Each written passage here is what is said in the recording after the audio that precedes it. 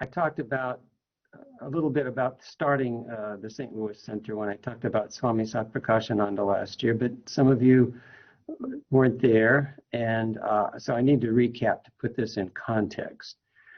Swami Satprakashananda was asked by Bellarmine to come to this country, to the Providence, Rhode Island Center, where Swami Akhilananda was stationed, because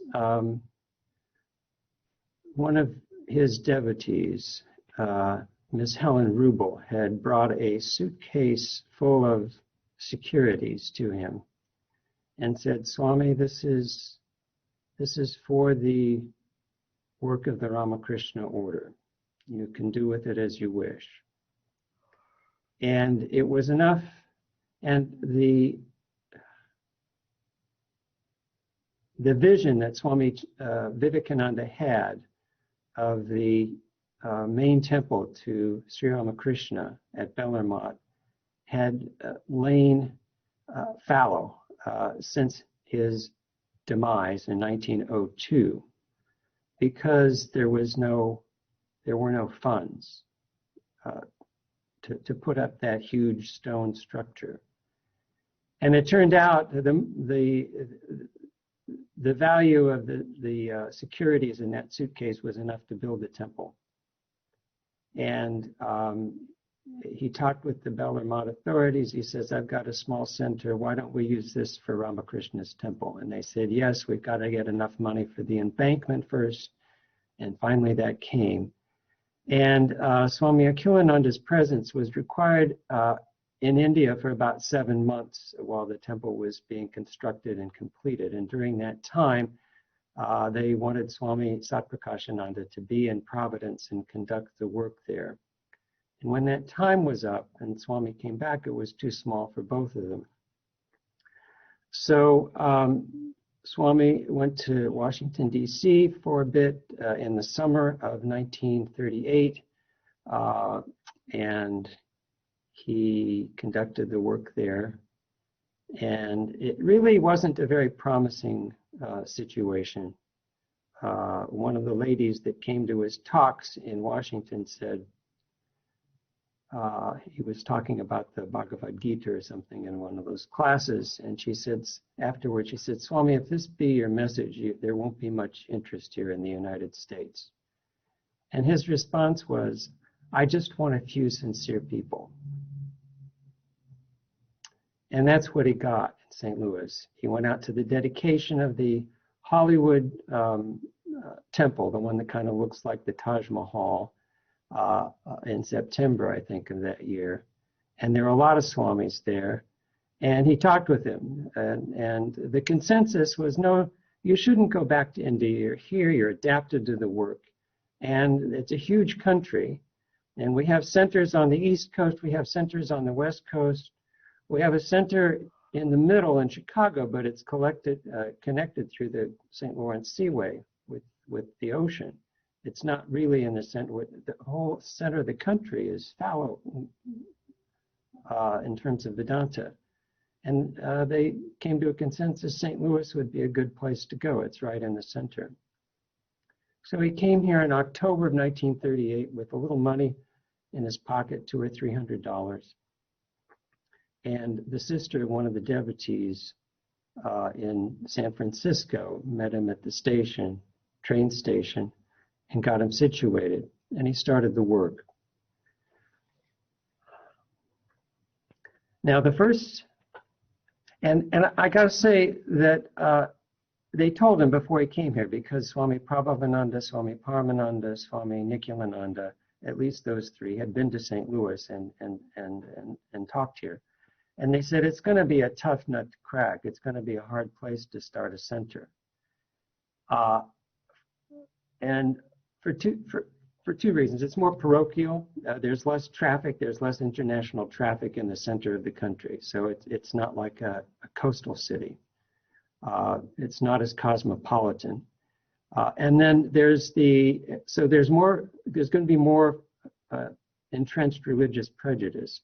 But the thing that they really didn't quite understand, I think, at that point was the fact that this was a southern city. St. Louis was a southern city. Many of the big parks that we have in the metropolitan area here were formerly plantations, and there were slaveholders here. And some of the black working class areas that are beside some of those big parks were the slave quarters before the Civil War. And even in the 1950s, this was a segregated city. If you didn't have white skin, there were restaurants and barbershops and neighborhoods where you could not go or live. And there was only one other person in 1938 from the Indian subcontinent in the St. Louis metropolitan area. So if you weren't white, all those restrictions applied. So that was an added difficulty. But understanding that although Swami was not an imposing person physically, he said, from my childhood, I never had any fear of difficult situations. So he came. And the first, by her own narration, the first Ramakrishna devotee in St. Louis was a lady named May Kuntz. And she came for the first time to hear Swami Satprakashananda. Remember, he got here in October of 1938. She came to his first talk on January 12th, 1939, Vivekananda's birthday. It happened to, the Sunday lecture happened to coincide with his Gregorian birthday. And she was a devotee until she passed away in 1999 at the age of like 92. So she came in her early 30s with her husband. And somehow, and she was not an educated woman. Her husband worked at the gas company installing gas meters. And they lived in a working class South St. Louis neighborhood. She probably had a high school education, but extremely simple woman. And I'll show you her picture in just a moment at 90, and you can see the picture says 1,000 words, and this is portrait, so I thought I should have at least one portrait. Simple doesn't mean unintelligent. It means, she had no crookedness in her. She had no duplicity, and people trusted her. Her simplicity was just awesome. So how did it happen? She was already memorizing the Bhagavad Gita before she came to Swami Satprakashananda. I don't know where she got the book and what impelled her to start memorizing it, but she did. And she was drawn from the beginning to the message of Vedanta, but she wasn't particularly drawn to Sri Ramakrishna. You can imagine a German background, high school education, living in St. Louis all her life. And she wasn't Swami's first initiated disciple, but she was the first one to be initiated with Sri Ramakrishna as her chosen ideal. At that time, the Swamis would initiate people with with Christ as their chosen ideal. And this is how it happened. One night, May woke up out of a deep sleep, and she found herself saying Ramakrishna's name over and over again with great intensity, and it went on all night. And she found herself the next night doing the same thing, and the next night. And she had wanted initiation, and she approached Swami for initiation. And he said, "Who do you want as your chosen ideal?" And he said, "Is Ramakrishna all right?" And she said, "Yes, Ramakrishna's all right." Because when you do that much japa, the joy starts to come inside. And after he'd initiated her, he looked at her and dead in the eye and said, "Now you will have to do the work." And that never happened to her again. That ajapa japa that happened those nights when she didn't get any sleep and just repeated Ramakrishna's name. That never happened to her again after she got her mantra. And she attributed it to Swami Satprakashananda's benign intention, his intention for her welfare. She understood through that experience that Ramakrishna was divine, that his name was divine, that it had an uplifting power, that it would take her to the goal of life. All that she understood from that experience. Let me get her picture at 90 so you can take a look at it.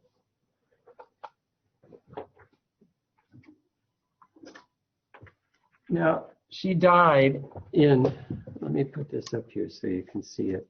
I don't know if you can see her eyes. She died in 99, so the picture's faded a bit, but those are not the eyes of an old woman. Those are undefeated eyes. Those are young eyes. Those are the eyes of someone who has some spiritual attainment. And you can see the contentedness in her face as well. Can you see it clearly enough? Yeah, that was me.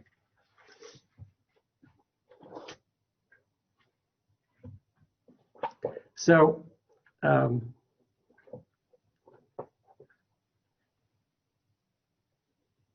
second person that I want to talk about is Irene Bergman, who came with her husband in the early 40s, 1942 or 43. She was born in 1916 in Ohio. She died in St. Louis in 1988.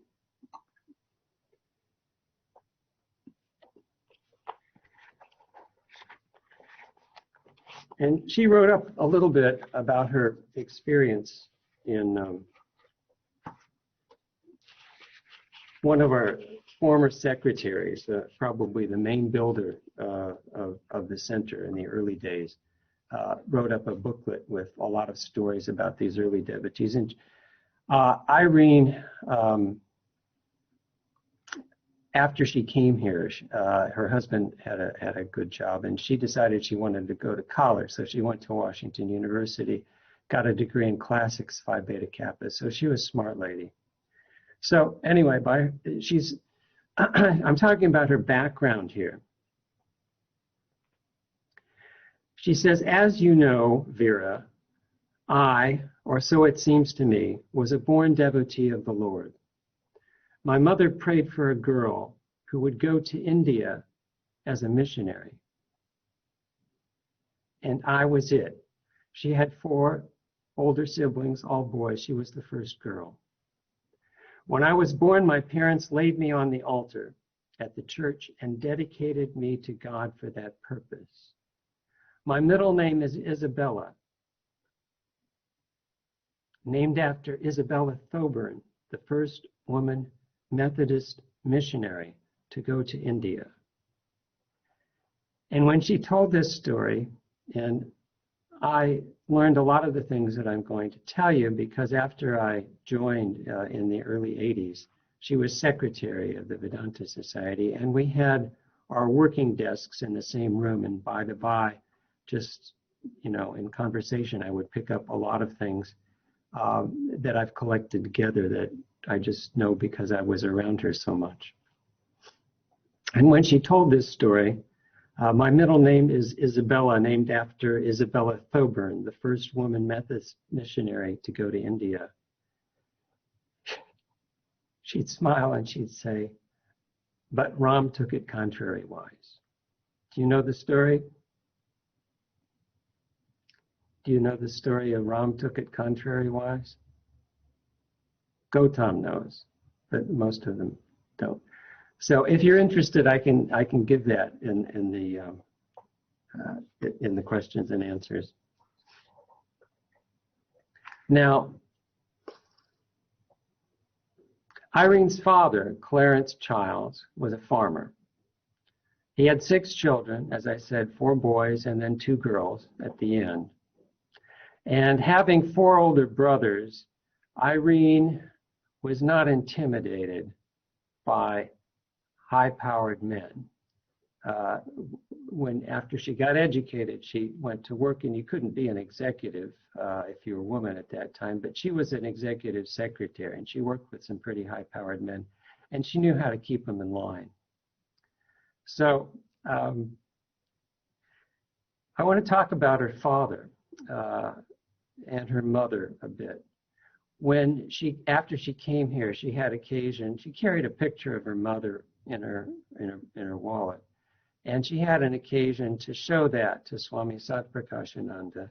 And he looked at it very carefully and said, "That's the most angelic face I have ever seen on a woman." Irene's father, Clarence, was called to the pulpit while plowing his field. This was in the early 1900s, and he was plowing his field with horses. Now, when she told me he got his calling, I thought, well, I don't think there was a phone in the farming field while he was plowing the field. He probably didn't have a phone in his farmhouse even. So I was a little puzzled how he got his calling and what exactly it meant when you got your calling. Well, what it means is he was called to the pulpit. He had a spiritual awakening while plowing his farm field.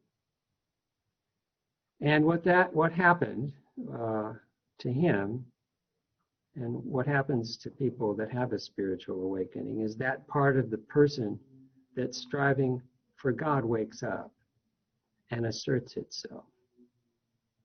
And from his background, you go to Christ's words. Christ, in those cases, says, "Sell what thou hast and follow me."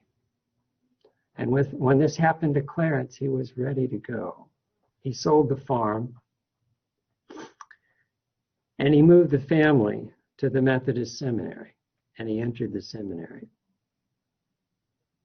Being in theological school to him was like sinking into a hot tub after a day of back-breaking work. Now he could immerse himself in God's Word, talk about God, think about God, study the Scriptures all the time, instead of being forced to have it as the parsley on his dinner plate. It was the main dish, and he was just so happy to be there. I mean, it was like he died and went to heaven.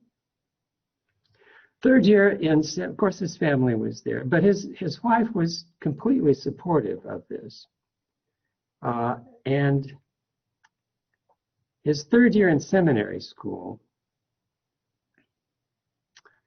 the head of the seminary came to him and said, "Clarence, there's a small church," and he described the situation, and he says, "This is the situation there.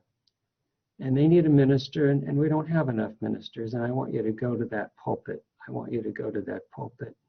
And Clarence said, "Well," he said, "I've got a year left in seminary." He says, "I really want to get trained a little better. And you have these other students here that are about to graduate." He says, "Why are you asking me to go?" And he said, the director of the seminary said, "Clarence," he said, "you were ready for a pulpit the first day of seminary." He said, "And I want you to go because of all the students here right now. You're the one that's most qualified, and you don't need your fourth year of training. You're ready to go. I know it's a sacrifice. I know how much you love it here, but you're the right person for this." And he went. He became a district supervisor of the Methodist Church in Ohio. 3 of his 4 sons became Protestant ministers. His oldest son, Paul, became a district supervisor of the Methodist Church in Ohio. One of Clarence's grandsons also became a Methodist minister. Another son went into academic work and wrote one of the definitive theological books on John Wesley, the founder of Methodism. Another one formed his own small Protestant denomination. This is the background that Irene came from. So how did she become a devotee?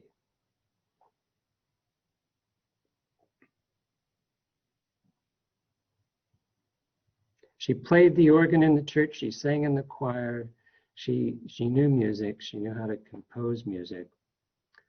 She was very accomplished. Whatever she did well.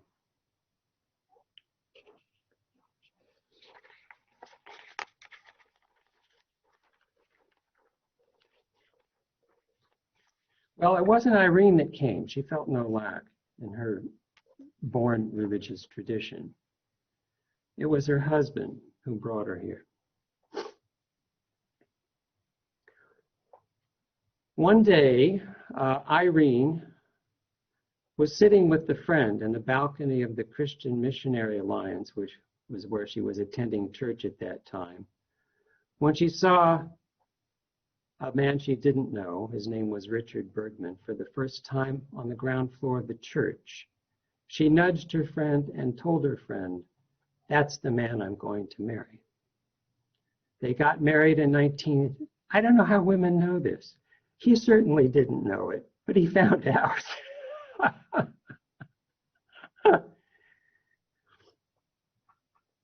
They got married in 1936. He was a chemist, and in the process of getting educated, he lost his faith. He was brought up in a more fundamentalist denomination of Protestant Christianity, I believe the Pentecostals, and he lost his faith. So I'll go back to Irene's words here.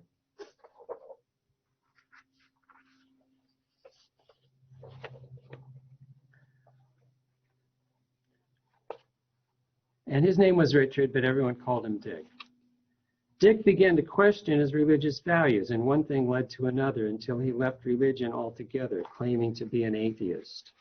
I continued to worship in my own way, but he never ceased searching for the truth, as our library will testify. And when World War II came along, the question of good and evil nearly drove him crazy. And then a friend who worked with Dick told him about the Bhagavad Gita, and he somehow got hold of a copy and read it. For the first time in years, Dick began to see the light at the end of the tunnel. Since I came from a fairly liberal family, I was pliable and followed along as best I could.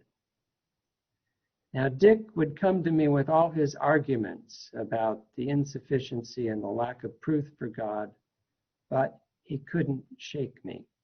It's because she had always felt this relationship with God and the reality of the divine, and she had her relationship with her chosen ideal intact. So reason can't really contradict experience, and this was the case with her.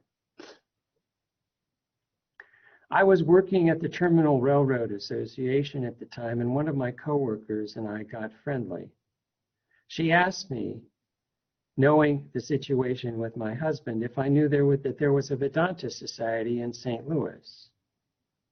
At the time, Swami Saprakashananda was lecturing in a hotel.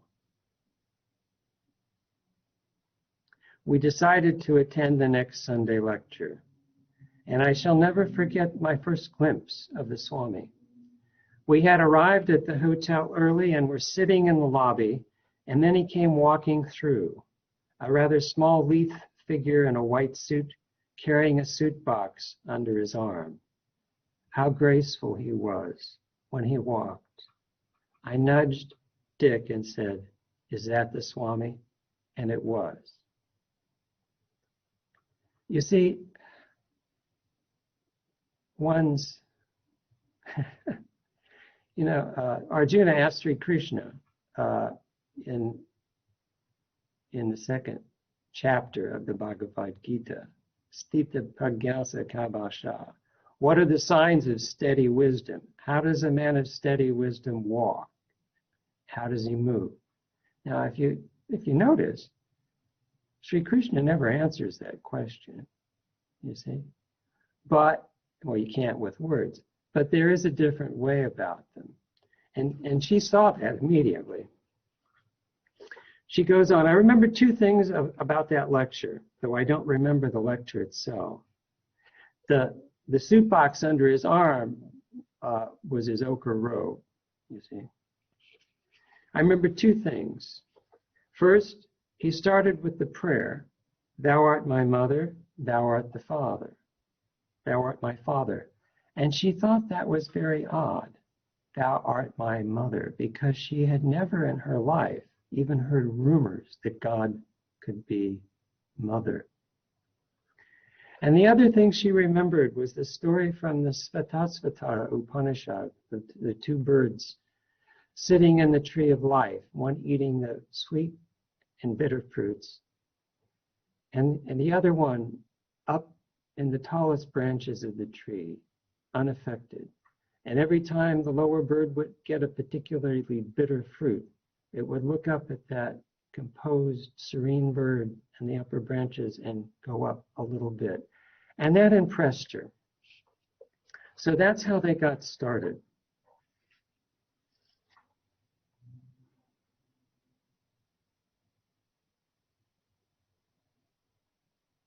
The first time Irene spoke with Swami Satprakashananda, he asked her name. She was known in her family and by her husband as Isabella, or Izzy for short, because even though Isabella was her middle name, they all knew that she was named after Isabella Thoburn, so that was her family name. When she said Isabella, Swami said, do you have another name? She said, yes. She said, Irene. That was her first name. I will call you Irene. And we all called her Irene. She was an accomplished secretary, and she took down, her husband got a wire recorder, an old wire recorder, and started recording Swami's talks and transferring them to records. That was very high tech in the 1940s. But Swami wasn't happy with the quality of the records, so he had Irene start taking down his Sunday talks in shorthand and transcribing them. And she said, that was my tutorial in Vedanta, because the process of writing down every word and proofreading it and getting everything straight so that it would pass his scrutiny, I studied every lecture and I got those concepts so deeply. It was a boon for her until someone came with more modern tape recorders in the 50s and started recording them on tape. She came to Vedanta because her husband came, and she came with him. And they got involved in the work, but she did not come because of any need of her own. She was settled in her faith. But after 13 or 14 years, something like that,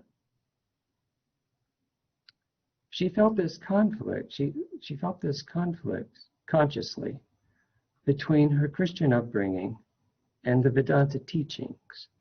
And it became a difficult situation for her.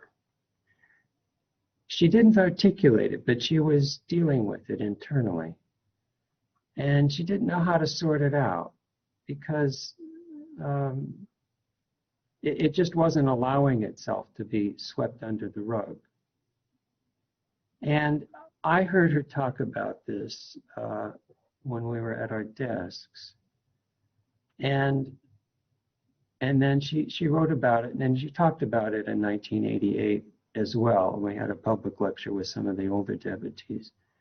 And from those things, I was able to piece it together. What happened is Swami touched her.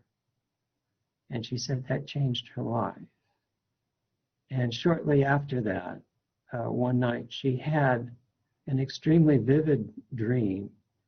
And in that dream, she got the articulated solution to her problem. She experienced in that dream that Christ and Ramakrishna were not different. And the love that she'd always had for Jesus suddenly welled up equally for Sri Ramakrishna. And the next morning she called Swami and she said, and she made an appointment. And then when she got to the appointment, she said, I came to talk to you because I'm ready for initiation now. And then he said, what happened? And she told him what happened, and she told him when it happened. And he said, I knew something happened, but I didn't know exactly what it was. And so he initiated her also with Sri Ramakrishna as her chosen ideal. And this love that she had, this devotion that welled up in her, part of her spiritual practice had always been to sing to the Lord as a daily practice, aside from reading and studying. And this was her practice from her early training with her birth family. And in fact, when I knew her, she always had a church organ in her living room. So now that she had this spontaneous devotion for Sri Ramakrishna, she wanted to sing devotional songs. And she wanted to sing some of the songs that were in the Gospel of Sri Ramakrishna. And she said, I'm not able to appreciate Eastern music or the tonal scale of Indian music or the instrument. She says, I'm just constitutionally not able to. So she took about a dozen of those songs that are translated in the Gospel, and she set them to her own music. And that was all done shortly after she had this experience. And then later on, again in this write-up that she sent to Vera McCutcheon, she said,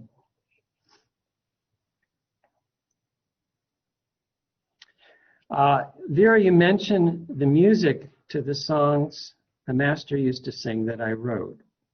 And it reminded me of one song that I didn't write until about a year after the others.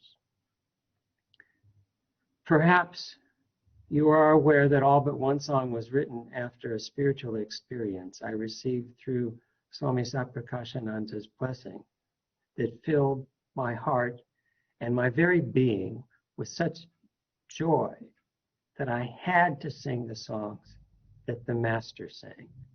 And since I'm not constitutionally capable of appreciating Hindu music, I had to write my own. By the grace of the master, it came with little effort on my part.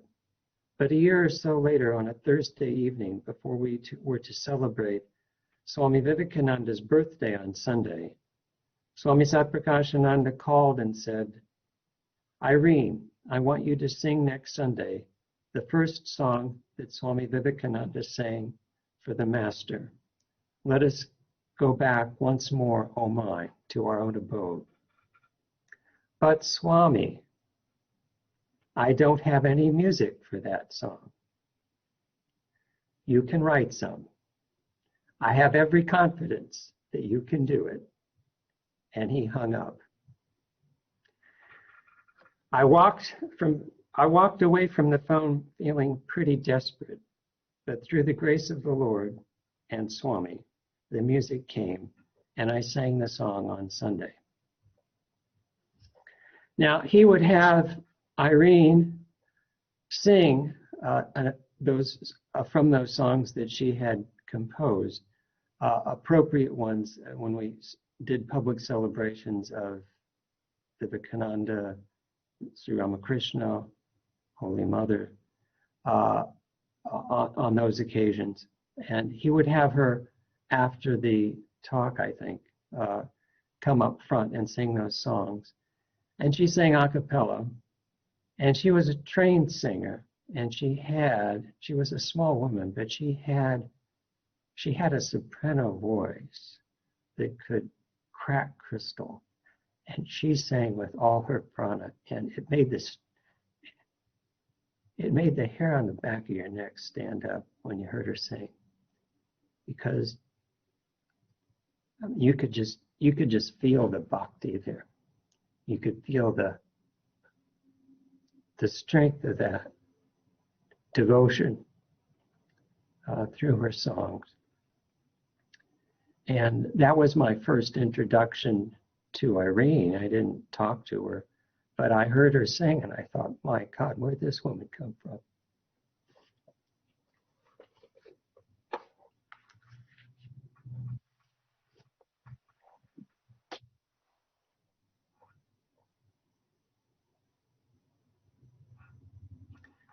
Now,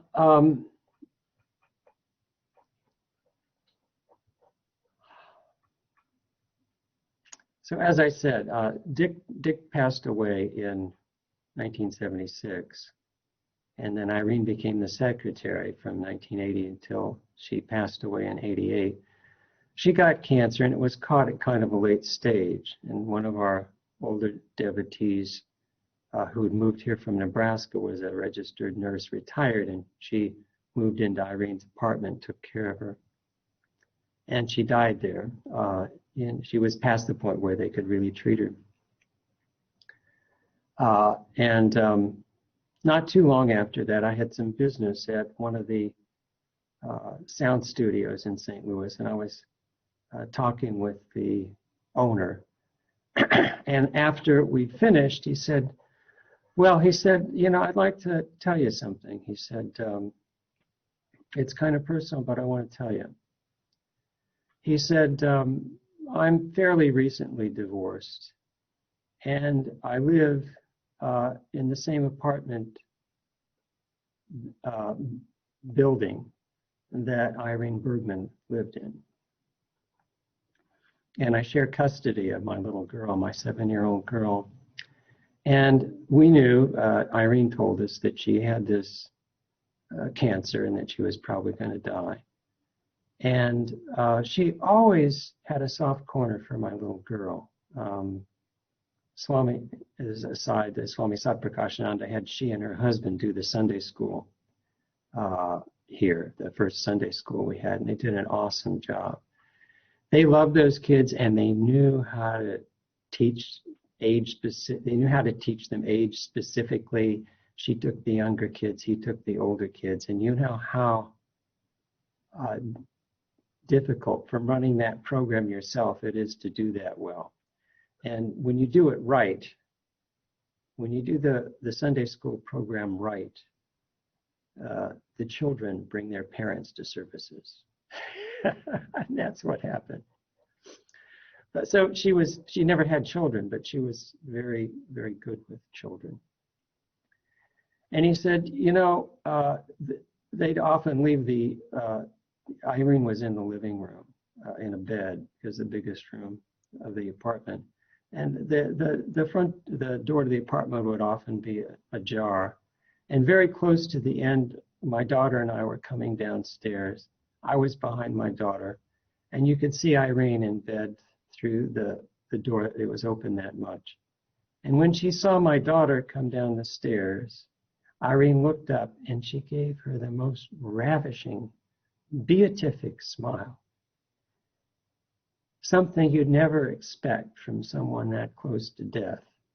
And he said, I thought, that's one tough lady. And she was. And Vivekananda says, the ideal, and this is for men and women, is to be as hard as a thunderbolt and as soft as a flower.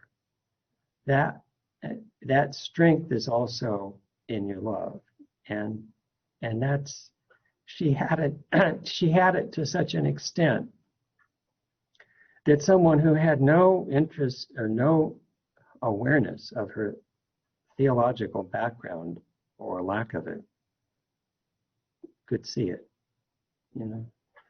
She She has indefinite attainment. Now, I've already spoken quite a long time. I've got one more person to go through. And I'm just wondering if you're all with me on this.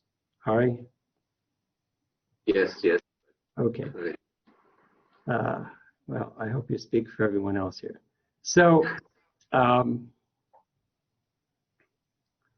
so I didn't say too much about Dick Bergman, but he was also a very remarkable person.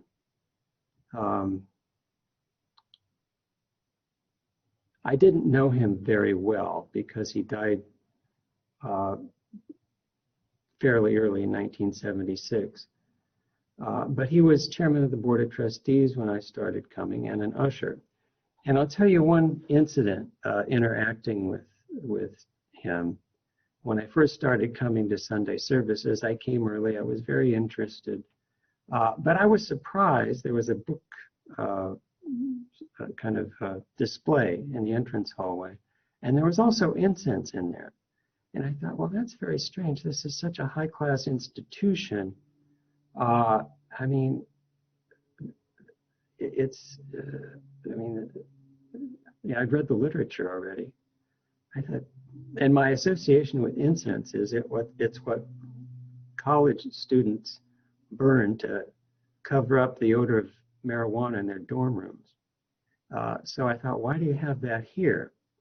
Anyway, he picked up on my kind of confusion, and he said, you know, there's a reason behind that.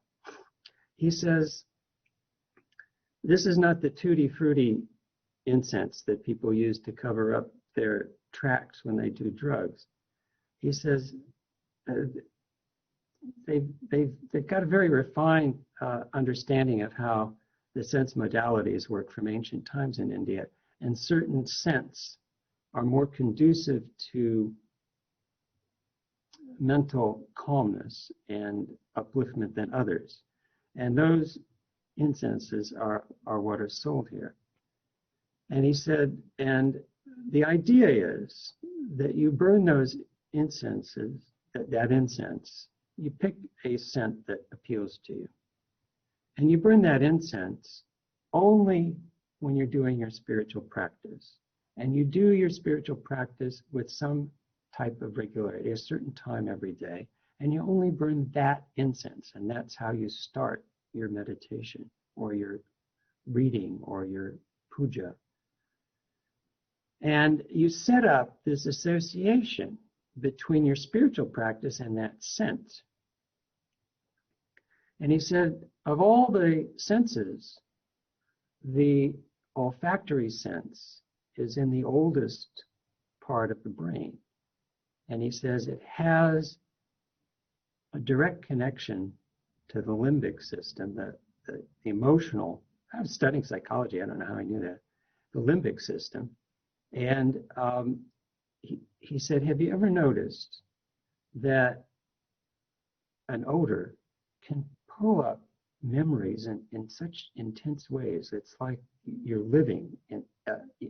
If there's a certain smell that you got when you went to your grandmother's house for some kind of special occasion, that she'd cooked cinnamon rolls, or she'd, whatever it is that she'd cooked with all her love for her grandchildren, and you smell that, and it's associated with all those feelings for your family and the love that you got as a child. And if you happen to smell that later on as an adult in another situation, it can bring up all those memories as if you're there again.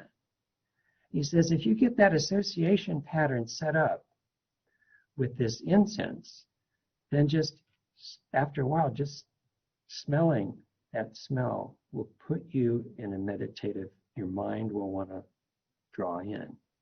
He says, that's why we sell the incense here. I said, I said, I'm going to have to pay more attention and kind of turn off my judgment center here a little more. These people really know something. These are not ordinary people. You know, he's a chemist, but he didn't like that. At midlife, he made a career change, and he taught hard to educate young people at a private school. He's an excellent teacher. So the last person, now Irene and Dick and May Kuntz all came in the 40s. And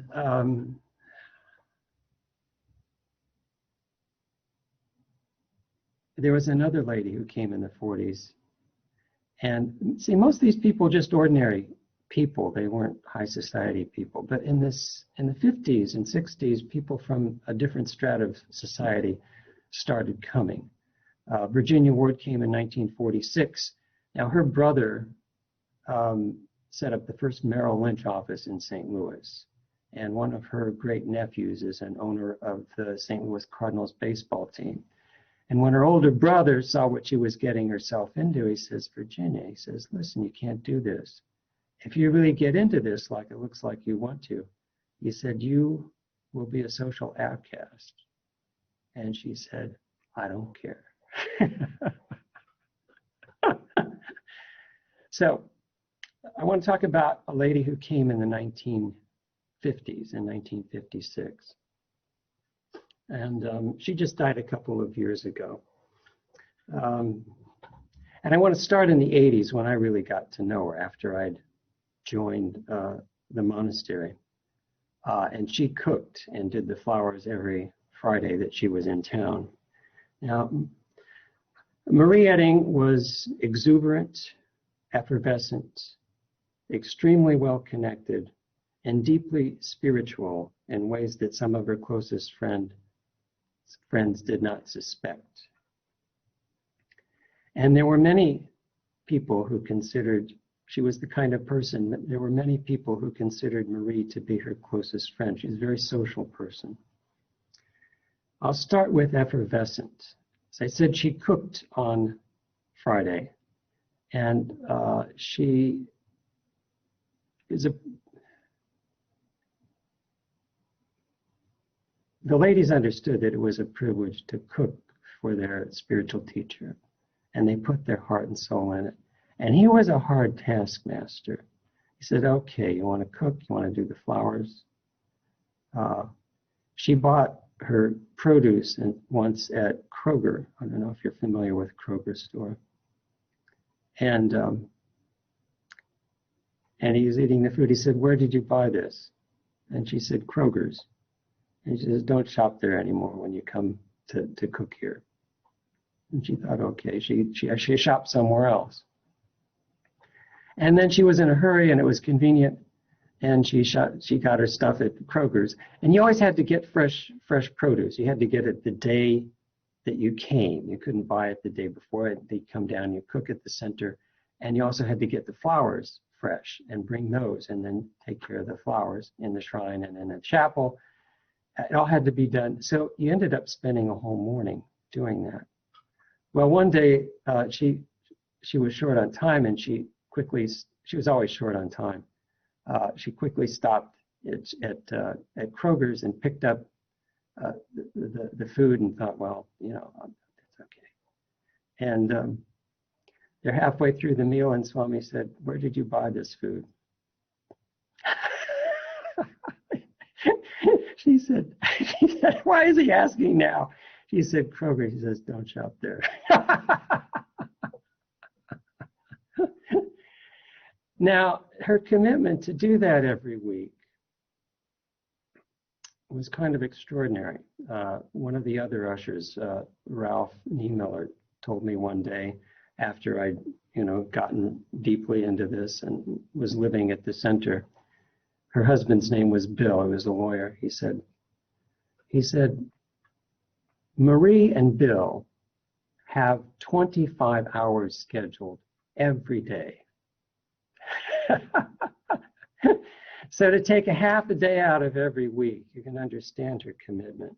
So she was there on one Friday after I joined, and I was at the table. And generally, the person who cooked was closest to the phone. So the phone rang as we were eating. She got up, answered the phone, and then she listened for quite some time to whatever was being said on the other end. And finally she said, "We're not interested. This is a monastery." And then there was another pause, not as long. And she said, "I'm the lady of the monastery." And there was another pause. And then she hung up. And she sat down. And I'll tell you, the bemused look on her face through the rest of the meal is something that is burned into my memory. I have seldom seen anyone so inwardly tickled as she was. She kept shaking her head and saying, "I wonder what he thought."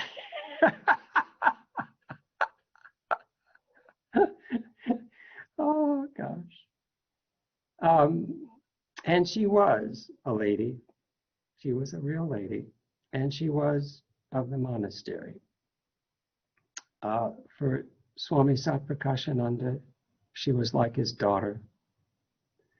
For Swami Chaitananda, like his older sister. And for me, she was like a mother. And I found that out one Friday. I've never been afraid of heights, so I had some work to do on the second story gutters. I forgot what it was, probably cleaning out the downspout traps. And she was in the kitchen, and she happened to see me with up on the ladder. And she yelled out the window.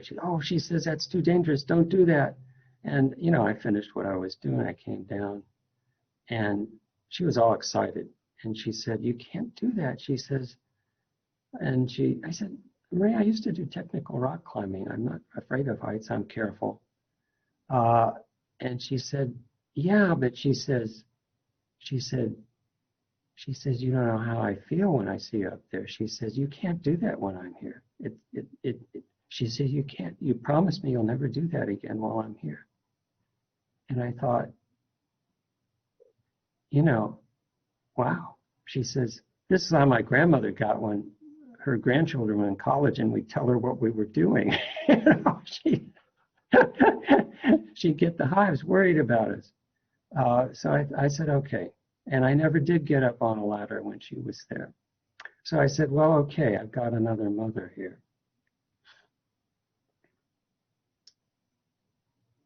When I say she was extremely well connected in the 80s and 90s, when she and Bill would go on vacation overseas, they often traveled with another couple, Sanford and Priscilla McDonald. And they traveled with them when he was CEO of McDonnell Douglas Aircraft, makers of the Phantom 4 and all this stuff that was used in the Vietnam War and all these high-tech. So until they were bought out by Boeing, they were the preeminent military contractor. And it wasn't because she was a social climber. They just happened to move into the house next door to Sandy and Priscilla when he was a young engineer just starting to work at his father's company, and Bill was a young lawyer just trying to get started. And she and Priscilla became best friends, and that lasted throughout their lives.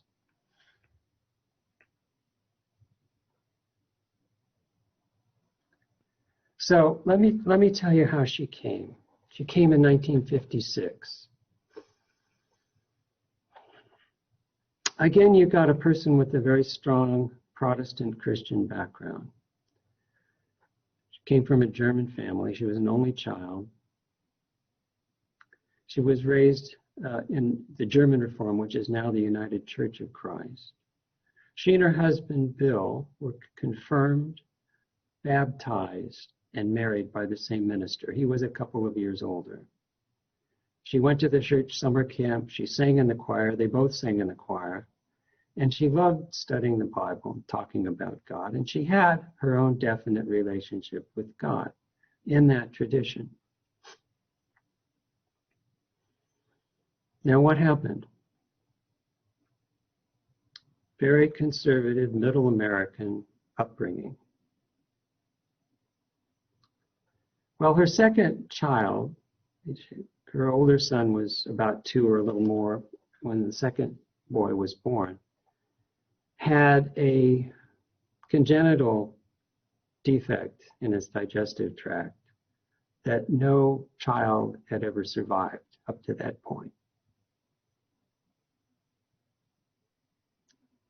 They told Marie and Bill that with the best of care, he lived 2, maybe 3 years. And he lived that time in pain, and they'd have to operate on him and go through all this trauma. And he'd have to spend a lot of time in the hospital. Well, they went through their insurance very quickly. And this was early in Bill's career, and he had to just work and scramble just to get enough money to pay the medical bills. They had good medical care at St. Louis Children's Hospital and a very, what can I say, kind of awesome medical team. And they got to know the nurses and doctors, and the attending resident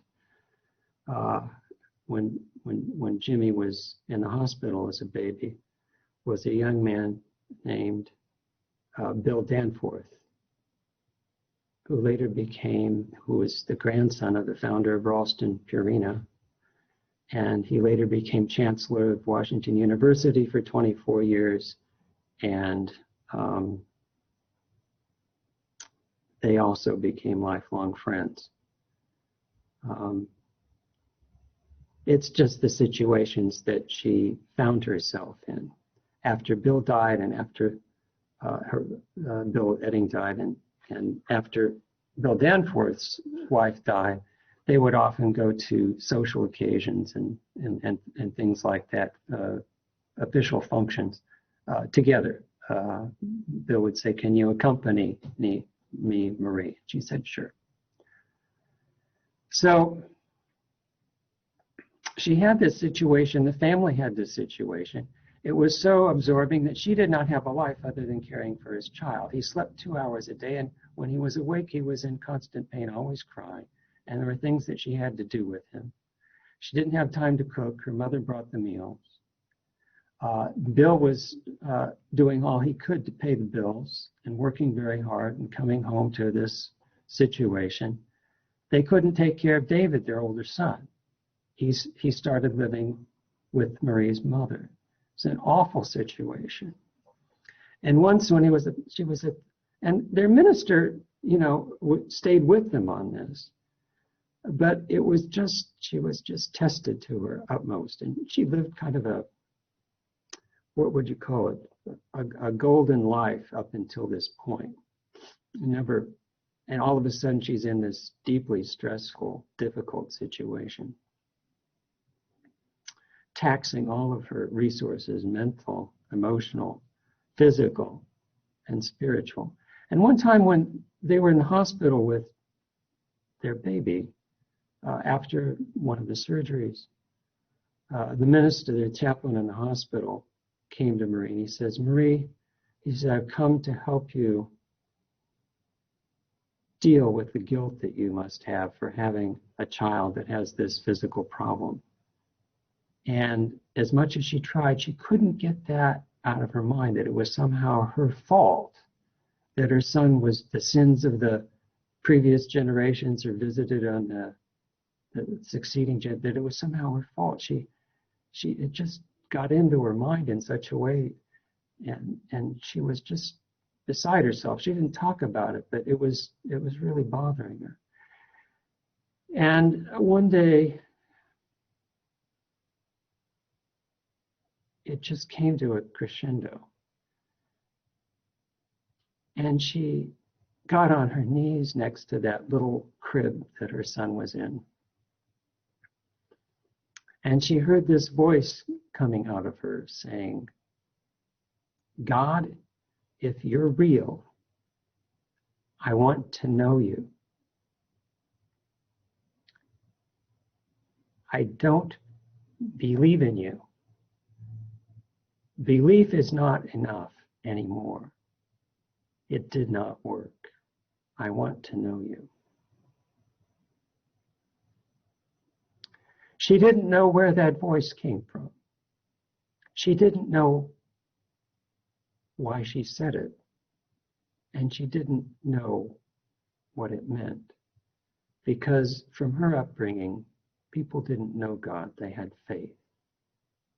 Even though Christ says, blessed are the pure in heart, for they shall see God. And the Protestantism that she was brought up in, the justification by faith is emphasized, that you'll be saved through faith. And she's just articulated from a very deep place that belief is not enough. If you're real, I want to know you. Which is precisely Sri Ramakrishna's message for this age. God is real.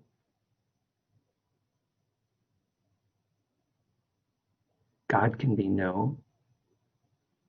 And experiencing God is the goal and fulfillment of human life. But that wasn't part of her upbringing, and she didn't know what to do with it. When Bill came home that night, she told him what happened. She told him the depth of her despair. And he shared it with her, But they didn't know what to do. It went on for several months like that. And one day, Bill came home from work and he said, Marie, he said, I talked to some of my colleagues in the office, and he said, that live in Webster Groves, and they've arranged for Professor Houston Smith to come and speak to their PTA meeting, and tonight, and we're going to go. And she said, Bill, you're crazy. She says, I don't have time to cook. I don't have time to sleep. We've got 2 kids to look after, one of which requires a nurse. And he said, well, that nurse that we got so friendly with at the hospital, she's coming to take care of Jimmy, and your mom is coming to take care of David, and we're going. So after the PTA meeting, Bill was 6'5", and Houston was a little shorter than that. Marie was about 5'10". She had one of these bouffant hairdos, she looked much larger than big people. So, and they hadn't met Houston Smith. He also became a lifelong friend. Now, do you know who Houston Smith was? He became the preeminent comparative religious scholar working in the English language in the second half of the 20th century. And when he came to St. Louis, one of his mentors, Gerald Hurd, told him out in Trabuco, what's now the Trabuco Monastery in Orange County in Southern California. He said, you're going to St. Louis to take a position with Washington University in the philosophy department. There's a very good Swami there. You should look him up. And again, Houston had no interest in Swamis or Hinduism. He was a philosophy professor and a Christian minister. But he did. He looked up Swami because his mentor had recommended it. So Houston is talking with Bill, and Marie is there but not participating in the conversation. And as they're talking,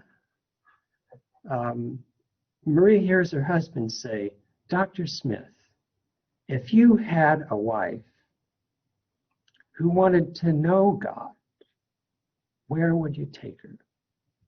He already had a reputation, Houston, as someone who had deep understanding of religion. And he'd been in St. Louis quite a long time, maybe 8 years by that time. And he said, Mr. Edding, I wouldn't tell this to many people, but as you say that, you seem so desperate. I'll tell you who helped me most since I've been in St. Louis. That's who I would suggest you go to with your wife. And Marie's thinking, Bill Edding, she says, why are you talking about these deeply personal things at a PTA meeting? There are people around here who know us. And when she talked about this in 2012 in front of God and everyone in the front of our chapel, she said, I felt like kicking Bill in the shins. She didn't, of course. And anyway, Houston said, I'll tell you I would advise you to go to the person who helped me most since I've been in St. Louis. And Marie's thinking, well, I thought Houston was the one that helped people. Who's going to help him? And he said, and then Houston says, it's a Swami. And Marie's thinking, crystal balls, turbans, charlatans. She's thinking, Swami, Swami. And her husband, Bill, who has no time to do anything but go to work and come home and make a living and try to pay the bills and try to deal with his despairing wife and his mother-in-law and all this, says, would that be Swami Satpakashananda? And Dr. Smith says, yes. He said,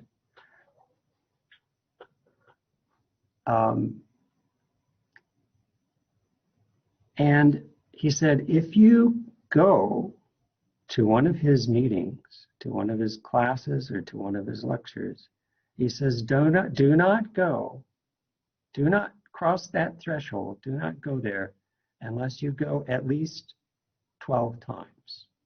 If you're not going to go 12 times, don't go once. So they got their directive. They left the meeting. And Marie turns to Bill and she says, how could you, how could you share my private things in public? Of course, no one paid any attention. And she said, I thought you were just going to work. What are you doing knowing about the Swami this or Swami that? He said, the strangest thing happened today.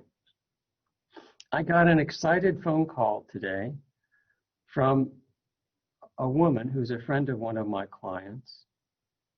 I'd never met her. And she said, I want to leave some money to the Vedantas in my will, to the Vedanta Society in New York. And I want to come over today and make the arrangements. So she came in the afternoon. Her name was Carlotta Galvan. And she said, now I want to leave it. She said, but I don't know the address and the particulars. And he said, well, how are we going to figure that out? She says, well, there's a Swami here. There's a Vedanta Society here in St. Louis. Why don't we contact him? So Bill, he told Houston that he had talked to Swami Satpakashananda on the phone that day. And Marie wanted to know the backstory. So we got the information and made the addition to her will and took care of it. So Marie kind of forgot about that. And then the next Tuesday, Bill comes home from work and he said, you ready to go? And she said, go where? He says, we're going to go to Swami Satpakashananda's scripture class tonight. And she says, same argument. She says, I don't have, the kid, he says, don't worry. The nurse is coming to take care of you. Your mom is coming to take care of you. We're covered. He says, let's go. She said, I don't have, okay. So they get there. They go in. And she coming from this background, she looks around and she sees all these strange people. Because it was kind of a motley crowd. I mean, people that really didn't care what anyone else thought of them came, but not people from her strata of society for the most part. Although there were a couple people that were coming, and people didn't necessarily say and share that with. They had to be very guarded about it because of the prejudice. But there were maybe 15 or 16 people. It was a scripture class. She did not understand one word that Swami Satpakashananda said from beginning to end. And no one, when they left, they just walked out. Oh, they were very social, you see. So they got another couple, another lawyer and his wife to come with them. And Mandy Biggs, the lady of that couple, also became a lifelong devotee. And her son, Davis Biggs Jr., is now the vice chairman of our board of trustees. But anyway, so she walked out and she said, well, that's the last time we go there. I couldn't understand a word he said. And he says, well, he said, I understood a little bit of it. He says, but you know what Houston said? We got 11 more times. And he said, oh, come on. So anyway, he made all the arrangements. He talked her into it. And by the 6th time, she said to Bill, you know, I'm getting some of the words now. I can't really understand what he's saying very well. Because then you've got also the theological background that's different. They don't have a reading background. Said, but by the 6th time, she says, I'm going to go willingly the next 6 times. She says, she understood by this time, this man has something I want. She recognized his holiness. She recognized the uplifting power that she felt in his presence. And she understood that healing is what she needed. So about the 8th time, and in Christian churches, at least at the time that I'm talking about, they gave you the bum's rush when you came in. They wanted your name, your address. They wanted to schedule a visit from the minister. They wanted to sign you up as a member. They wanted to get you contributing to the center. Well, this little group didn't do any of that. You could come and go anonymously. So finally, at about the 8th time, as they were leaving, Swami said to Bill, he said, I'd like to recommend a book for you to read.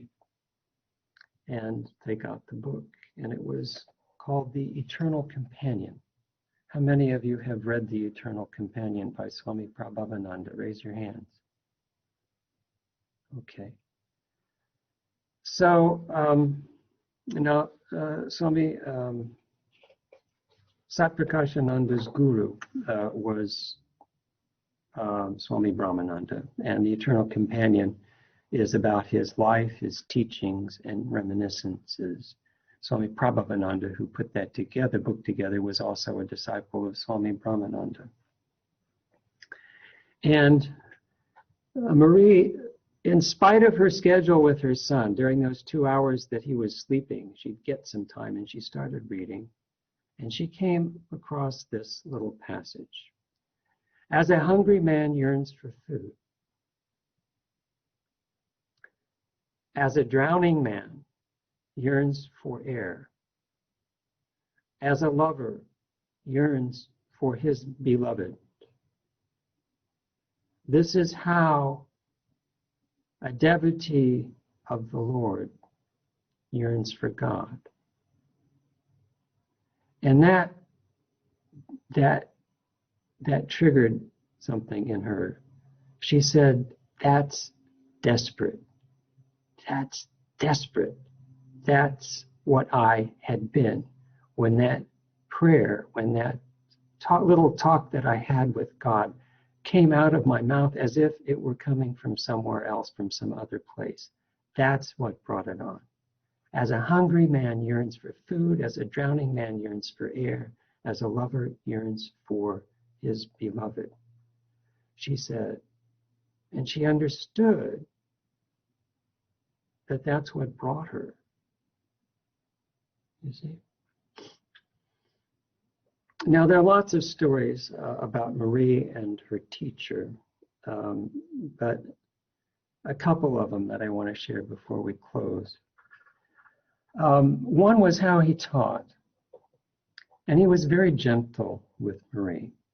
I'm thinking of another one, maybe I'll tell you 3. One was how he taught. She did the flowers, and the table where the flowers are arranged is located in the upper hallway between what was Swami Satprakashananda's room and our shrine. And with her, not with other women, she'd ask her to tell him when she was finished arranging the flowers, and he'd come out of his room and he'd go to the door of the shrine and he'd look in, and he'd always look in and say, very good, you go home now. He was like that, you go home now. So one day she's doing the flowers, and as I said, she and Bill had 25 hours scheduled every day, so she was always kind of moving.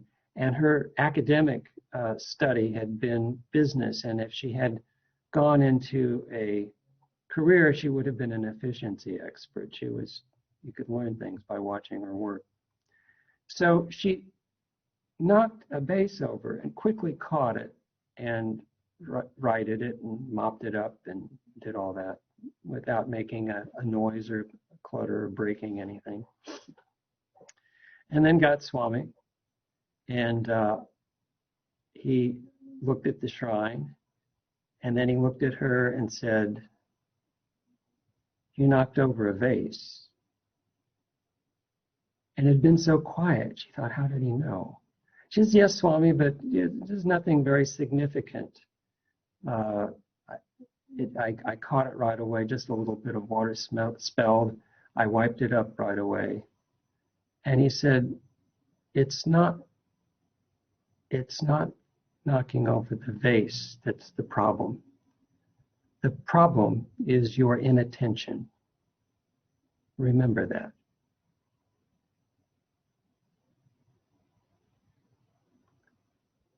She did.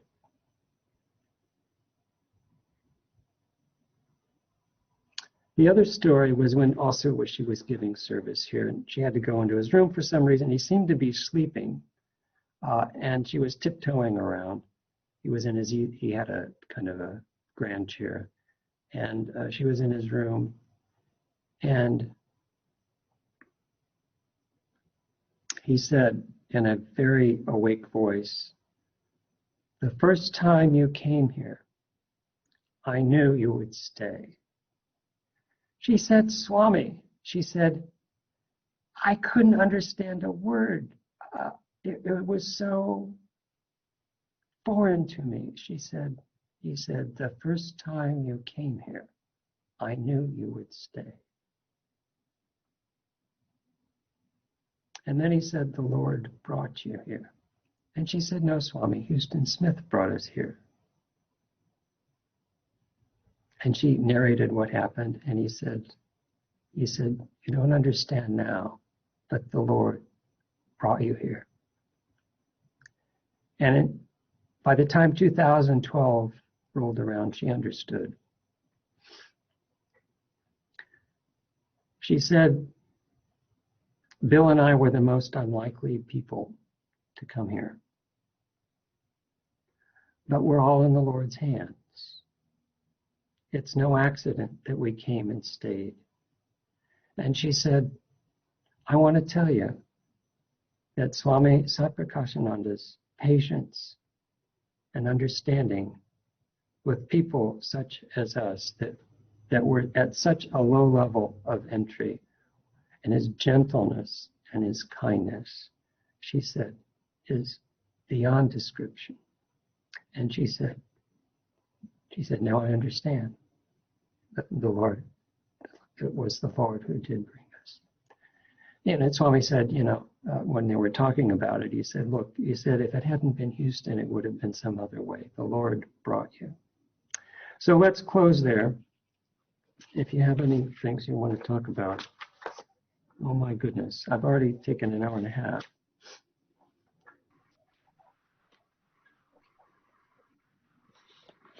Anyone has any comments or questions, you can go for a few minutes. Yes. Kunal. Maharaj, did I miss something that Mary and Bill Edding, did you in the meantime mention another couple or a lady with the last name of Worky or Worky? And they were the Virginia Worky. They were that was that Virginia Worky who was very well connected, etc. Yeah, Virginia Ward I mentioned in passing. Okay. She was also the lady of the house. Yeah, that's fine. Thank you. Because then the Mary and Bill I understood. Mary and Bill Edding. Yeah. Okay. Yeah, that's very German. Oetting. Ooting.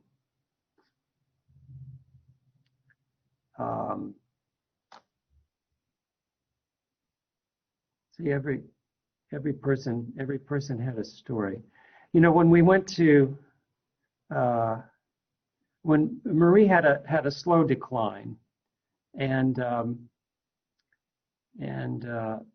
we would visit her at first in the nursing home, and then in hospice. And she was very closely connected with Washington University her whole life. I mean, from the time she was a student there. And Tad Biggs and I walked in one day, and one of the university ladies was there, and she was massaging Marie's arm and talking with her and all that. And we just kind of stood by, and Marie introduced us as from the Vedanta Society, and very matter-of-factly said to this lady, I've forgotten her name, she actually came to a service here after that. She said, they're helping me leave my body.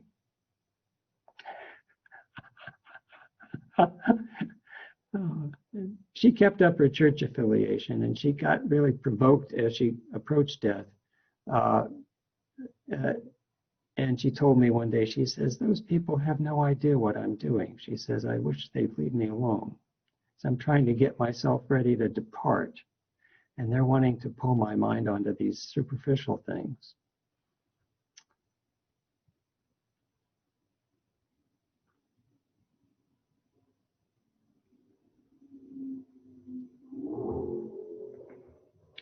So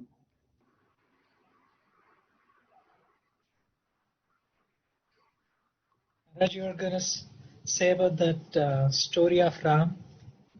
oh yeah, if you want to hear that. Well, there was a devotee of Lord Rama who was very poor, and he thought that his problems would be greatly alleviated if he got a horse. So he prayed to Rama for a horse very sincerely, and nothing seemed to be happening.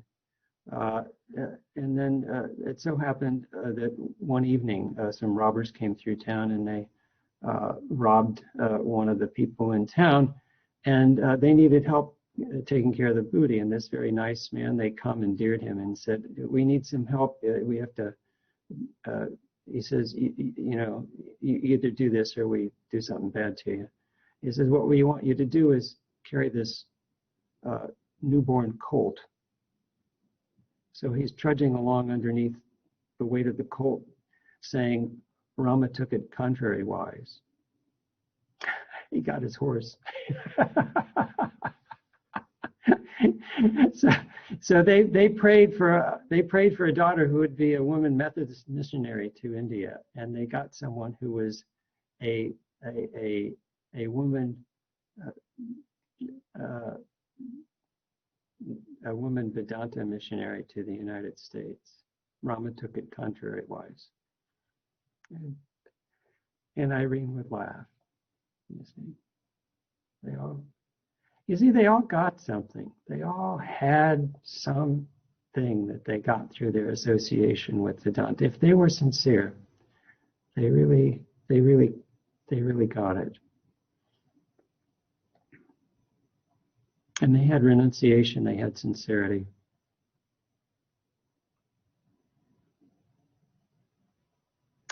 Now, if you're interested, I can tell you the story that Marie told me about the circumstances surrounding her initiation with Swami Satprakashananda. Are you interested? Yes, Maharaj. Okay. All right. She'd been coming here for some time, and she was trained in the Western social graces, and she'd always, except for this incident with her son, which was quite different, she'd always kind of led a charmed life. She was homecoming queen when she was in college. I mean, very social person. And so one day she went to Swami, and in a very genteel way said, Swami, she said, when you think I'm ready for initiation. Please let me know so that I may receive that blessing. And he said, you will never be ready for initiation. And she went home crying, as you can imagine, because he was normally very soft-spoken, very scholarly, and this kind of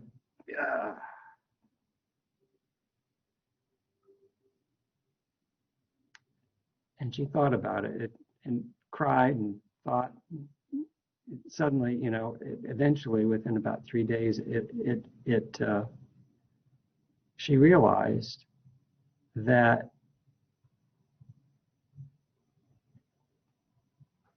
it was more like her initial coming to Vedanta. She said, and she went to him and said, and she fell at his feet. She took the dust of his feet. And she said, please bless me with initiation, Swami. And he did. There was some ego there. There was some ego there. And, he knocked it down for her very nicely. I mean, this is a woman who would treat the full professors at Washington University who had national stature like little boys. Oh my. So, anything else?